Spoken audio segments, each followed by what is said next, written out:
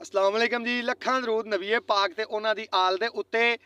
Facebook ते एक post पढ़ी सी सर्दियां तो पहलां कि अपने बच्चियां नूं ड्राई फ्रूट खुआंदे रवे अजे मते तुहाडियां पैसिਆਂ ਦਾ ड्राई फ्रूट डॉक्टर दे बच्चे खान, यानी तुहाडे बच्चे बीमार हो जान, तुसी डॉक्टर को लैके जाओ, ਉਹ ਮੂੰਹੋਂ ਮੰਗੀ ਤੁੰਨ के फीस लवे, टैसट अपनी मर्जी दे करे, तुसी कंगले हो जावो ते ਉਹਦੇ बाल तुहाडियां पैसिਆਂ ਦਾ ड्राई फ्रूट खान।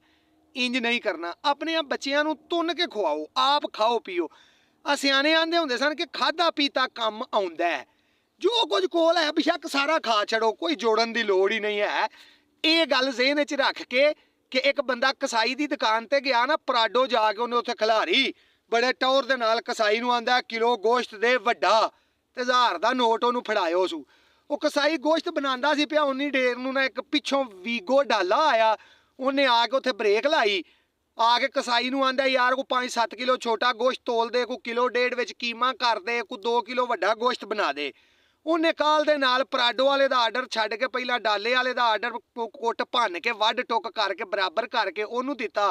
ओहदे कोलों को 12-14 हज़ार रुपया लिया, भी लैके जेब विच पाया। उन्हें देर पराडो वाला वेंदा सी पिया। उन्हें ना कसाई नूं पुछया, उन्हें कहा यार डाले वाला कौन है?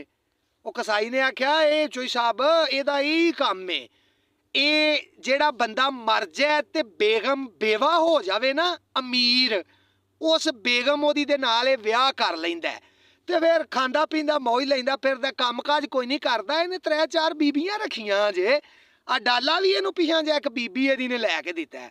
ਉਹਦੇ ਜ਼ਹਿਨ ਵਿੱਚ जनाब गल पै गई। ਉਹਨੇ ਉਸ ਵੇਲੇ कसाई ਨੂੰ ਆਖਿਆ, ਉਹਨੇ ਕਿਹਾ यार मैनू भी कोई 2-4 किलो छोटा को कीमा शीमा को एक पूरा पैकेज बना के दे। ਉਹ कसाई ने सारा ਵੱਢ टुक करके ਉਹਨੂੰ भी दिता, ਉਹਦੇ ਕੋਲ भी रुपया 20,000 लैके जेब ਵਿੱਚ पाया। ਹੁਣ ਉਹ ਪਰਾਡੋ वाला ਭਾਈਆ लैके सारा कोई घर गया ना, जाके अपनी बेगम ਦੇ ਕੋਲ ਰੱਖਿਓ ਸੂ। बेगम ਉਹਦੀ ਆਂਦੀ ਹੈ खैर ਤੇ है जी, ਆ ਤੇ ਅੱਜ ਮੈਨੂੰ ਲੱਗਦਾ ਪੂਰਾ ਬੱਕਰਾ ਹੀ ਤੁਸੀਂ ਕੁਆ ਲਿਆਏ ਹੋ, ਇੰਨਾ ਗੋਸ਼ਤ ਇਹ ਕਿੰਨੇ ਖਾਣਾ ਹੈ? ਉਹਦੇ ਬੰਦੇ ਆਖਿਆ ਲੈ ਤੂੰ ਪਕਾ ਮੈਂ ਖਾਵਾਂਗਾ। ਉਹਨੇ ਕਿਹਾ ਕਿਉਂ ਖੈਰ ਤੇ ਹੈ ਜੇ, ਕੀ ਵੇਖ ਆਏ ਹੋ ਐਸਾ? ਉਹਨੇ ਕਿਹਾ ਵੇਖਿਆ ਇੰਜ ਦਾ ਤੇ ਕੁਝ ਨਹੀਂ, ਬਸ ਇੱਥੇ ਕਿਤੇ ਨਾ ਇੱਕ ਵੀਗੋ ਡਾਲੇ ਵਾਲਾ ਲਗਾ ਫਿਰਦਾ